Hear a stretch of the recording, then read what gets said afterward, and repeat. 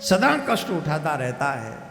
सूत जी महाराज कहते हैं जब चंचुला ने ये सुना तो चंचुला का हृदय कांप गया। माँ पार्वती के चरण पकड़ लिए। माँ महेश्वरी महादेवी कृपाम कुरुम महो ममोपरि। हे देवी, हे कृपा करने वाली देवी, हे महादेवी, हम पर कृपा करो। कोई भी एक ऐसा उपाय कर दो, कोई भी एक ऐसा उपाय बता दो जिससे मेरा पति जो पिशाच बना हुआ है उसका कल्याण हो जाए, उसकी मुक्ति हो जाए। बोलो राधे राधे। और धीरे बोलो, और धीरे। है तुम्हारा भलो करे भगवान।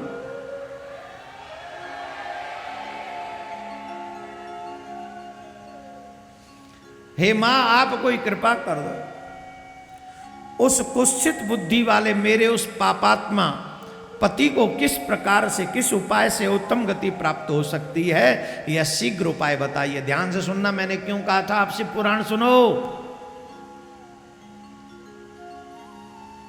ए मोबाइल फोन है त्यारो, मोबाइल फोन में सिम खराब है जाए।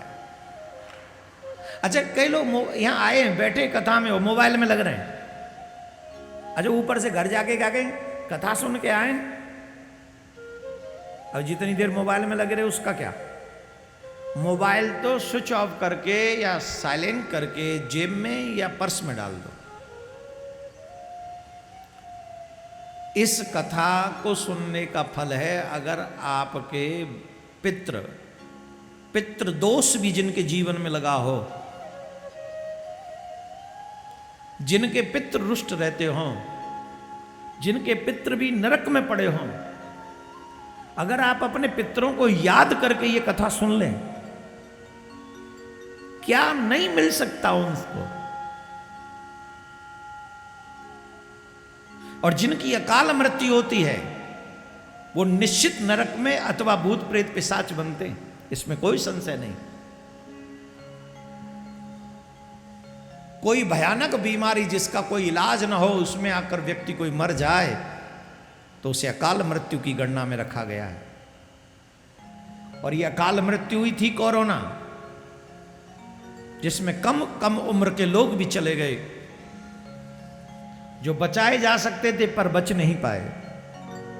ऐसे तमाम चीजें हैं जिनसे हमारे पितरों की रक्षा हो जाएगी, उनका कल्याण हो जाएगा, उनका आशीर्वाद हमें प्राप्त हो जाएगा अगर हम इस पुराण को मन लगाकर सुने। अब बीच बीच में मोबाइल यूज करते रहोगे तो वो मामला खराब हो जाएगा। अब ये तो टाइमिंग सेटिंग है, टाइम मैनेजमेंट करो अपना। 4 घंटे 3 घंटे जब तक कथा होगी किसी से कोई वार्तालाप नहीं, लिख के भेज दो, I will call you after 7 o'clock, after 7 PM है या 7:30 PM, लिख दो। अपनी वो लगा लो, क्या बोलते हैं उसको, स्टेटस।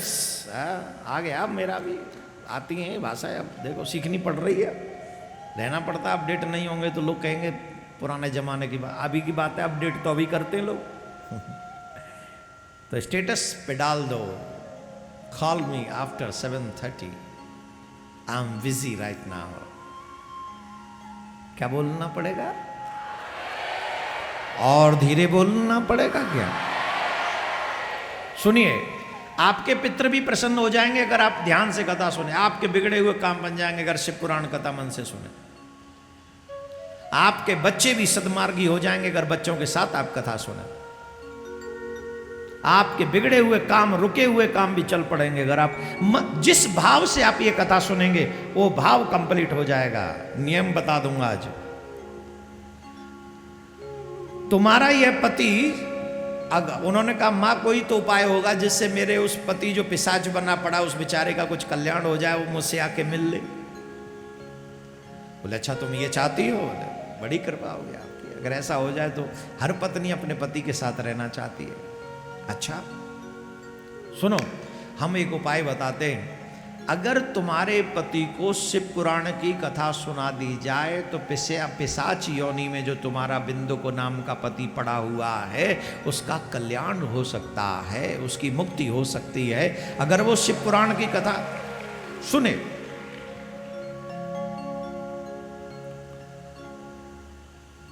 चंचुला बोली, हे भक्त वत्सला महेश्वरी गिरजा कुमारी, भगवान शिव कीर्ति गान करने वाला। अब एक तो पिशाच, ऊपर से पिशाच को कौन कथा सुनाए, और मैं कहां से किस कथावाचक को ले जाऊं। हे माँ, उपाय भी आपने बताया है तो मार्ग भी आप ही बताइए, आप ही ये सारा अरेंजमेंट कीजिए। देखो भगवान कितनी दया करते हैं, कितनी दया करते हैं। हम लोग फिर भी मनुष्य होकर समझ नहीं पाते, उनकी कृपा का दर्शन नहीं कर पाते, ये हमारा दुर्भाग्य है। जितने भी लोग यहां पर बैठे, तुम्हारे ऊपर कृपा, अरे कृपा नहीं होती तो तुमने तो चाहा ही नहीं शिव पुराण हो। बोलो यहां पर कितने लोग थे जिन्होंने चाहा कि शिव पुराण हो? कोई व्यवस्था की तुमने? तुम गए थे हमारे पास कि जाओ शिव पुराण महाराज सुनवा दो, हमको बड़ी कृपा होगी आपकी? गए थे? नहीं गए ना? तो अब तुम गए नहीं, उसके बाद भी तुम्हारे ऊपर कितनी कृपा हो गई कि शिव पुराण की कथा, पार्थिव शिवलिंग का निर्माण, रुद्र महायज्ञ और रुद्र अभिषेक का दर्शन। ये कितनी बड़ी कृपा है तुम्हारे ऊपर। ये साधारण कृपा समझते हो? ये महादेव की बड़ी कृपा है। हमने नहीं चाहा, उन्होंने दिया है तुम्हें, और जिनके भाग्य में है वो ले लो, और जिनके भाग्य में नहीं है वो बेचारे अपनी किस्मत को पकड़ के बैठे रहो। मां पार्वती से कहने लगी, चंचुला, मां भक्त वत्सला, आप ही कोई उपाय कीजिए जिससे मेरे पति का कल्याण हो सके। तो चंचुला की बात सुनकर मां भगवती पार्वती ने कहा, तुम चिंता मत करो, तुम्हारे मन में जो बातें है ना, मैंने सारे उपाय कर लिए हैं। अब मैंने सोच लिया है, गंधर्व राज तुम्बरु के द्वारा हम तुम्हारे पति को शिव पुराण की कथा सुनवाएंगे। उन्होंने तुरंत तुम्बरु को बुलाया। हे तुम्बरो शिव प्रीतः मम मानस सकारकः, सहानया विंध्यशैलम भद्रम ते गच्छ सत्वरम। मां पार्वती ने तुम्बरु को कहा, सुनो तुम्बरु, तुम्बरु जी सुनो, तुम्बरु तुम विंध्य पर्वत पर चले जाओ, वहां मेरी सखी का पति रहता है जिसका नाम है बिंदुक। वो वहां पिशाच की योनि में है। अब वो पिशाच है तो राजी से तो कथा सुनेगा नहीं। अब तुम देखो उपाय कैसे उसको कथा सुना सकते हो। उसे शिव पुराण की कथा सुना दो, और शिव पुराण की कथा सुनाकर उसका कल्याण कर दो। तुम्बरु ने जब मां भगवती की बात को सुना तो मां पार्वती को प्रणाम करके कहा कि मां, मैं आपकी आज्ञा का पालन करूंगा, आप जैसे कहेंगी मैं वही करूंगा। अब कृपा करके बताइए मैं कहां जाऊं, कैसे जाऊं। तब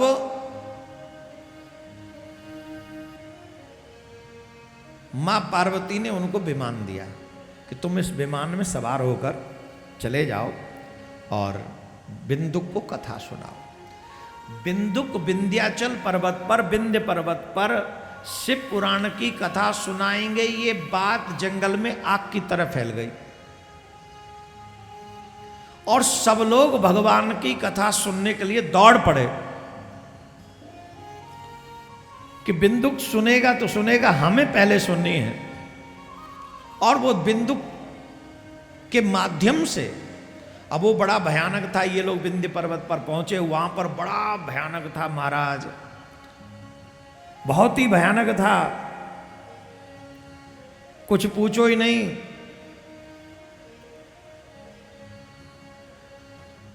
इतना भयानक, पेड़ों को तोड़ता था, बड़ी भयानक भयानक आवाज करता था।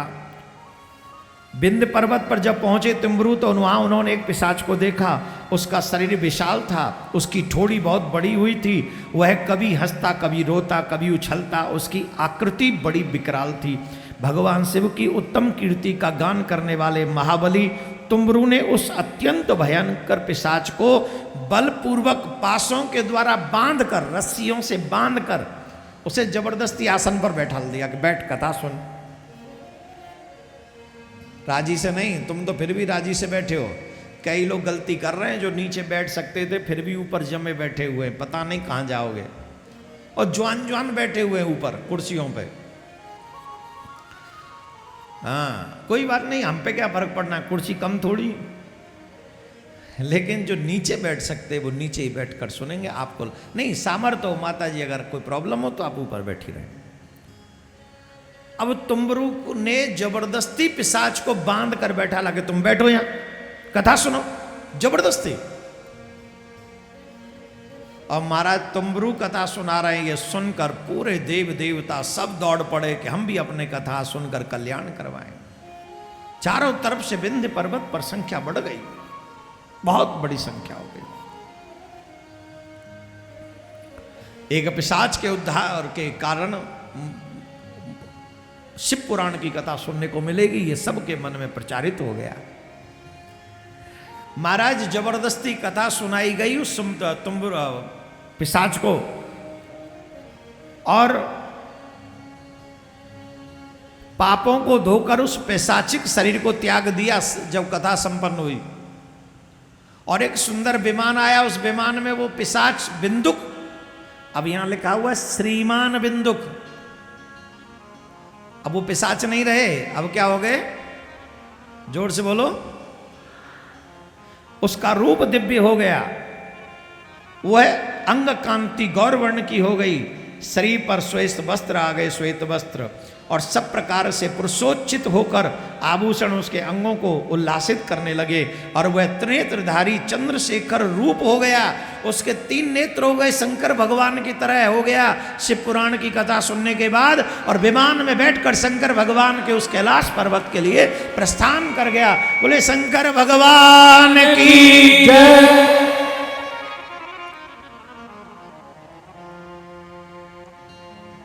शिव स्वरूप ही हो गया शिव पुराण की कथा सुनकर। और उस बिंदुक को भगवान भोलेनाथ ने अपने गणों में शामिल कर लिया। बोले शिव पुराण महोत्सव की जय। जोर से बोलना पड़ेगा। अब हेलो माय डियर, एक प्रश्न है आपके लिए, करूं कि नहीं करूं? बोलो बोलो, करूं? करूंगा ही। बिंदुक जैसा पापी जो पिशाच बन गया, चंचुला जैसी पापनी जिसके कोई कर्म रुके नहीं थे, एक से एक बड़े कर्म उसने किए थे, बुरे कर्म। इस शिव पुराण की कथा को सुनकर जब ऐसे पापी पति पत्नी का कल्याण हो सकता है, तो क्या हमारा कल्याण नहीं होगा? नहीं होगा? होगा कि नहीं? कल्याण होगा ना? कब? 2 चीज, श्रद्धा और विश्वास। अगर श्रद्धा नहीं है तो नहीं होगा, विश्वास नहीं है तो कतई नहीं होगा। श्रद्धा होनी चाहिए, विश्वास होगा तो आपको वो सब फल मिल जाएंगे जो बिंदुक को मिले, जो चंचुला को मिले, इसी शिव पुराण कथा से। कल आप लोगों ने देवराज की कथा सुनी, अनजाने में, जानबूझ के नहीं, मजबूरी में सुन ली, पड़ा था तो जाए कहां, उसका कल्याण हो गया। आप तो जानबूझ के आए हो यहां। अगर आप अपने परिवार का कल्याण चाहते हो, आप अपने लिए कोई कल्याणमयी मार्ग चाहते हो, आप अपने पितरों के कल्याण के लिए सोच रहे हो, आप अपने रुके हुए काम बनाना चाहते हो, आप अपने बच्चों को संस्कारी बनाना चाहते हो, आपको निश्चित तौर पर श्री शिव पुराण की कथा सुनकर अपना और अपने परिवारी जनों का कल्याण करना चाहिए। क्या बोलना पड़ेगा? जोर से बोलना पड़ेगा। हम आपको एक और बात बताएं, हमने कल बताया था कितने पार्थिव शिवलिंग बनाने से क्या फल मिलता है। जो बच्चे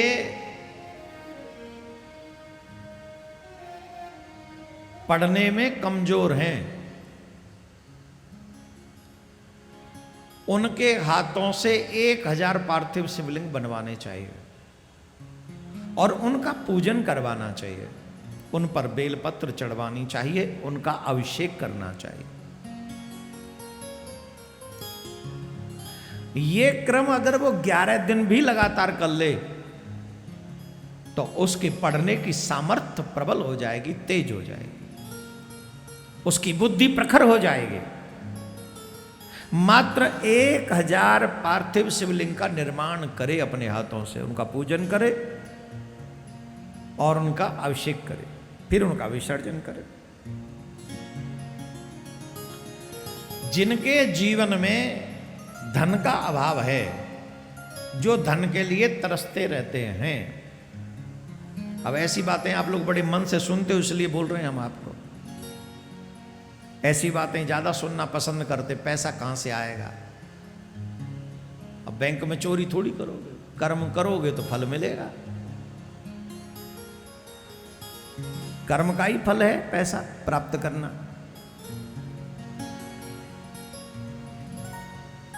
जिन लोगों के जीवन में धन का अभाव है और जो अधिक धन की संख्या चाहते हैं, उन लोगों को 500 पार्थिव शिवलिंग का निर्माण अपने हाथों से करना चाहिए। 21 दिन लगातार पार्थिव शिवलिंग का निर्माण करे, उनका पूजन करे,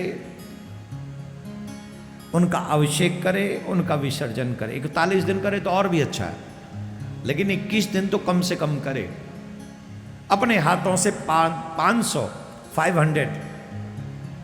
पार्थिव शिवलिंग का निर्माण उस मनुष्य को करना चाहिए। 21 दिन इसका पूजन करे। ऐसे जिनके परिवार में गृहस्थ में तो चले गए हैं, परंतु उनके घर में संतान नहीं है और ऐसा माना जाता है कि गृहस्थ में एक पुत्र का होना परम आवश्यक है। बिना पुत्र से गतिर्लोके, बिना पुत्र के इस लोक में गति नहीं होती। इसलिए एक ही पुत्र हो पर हो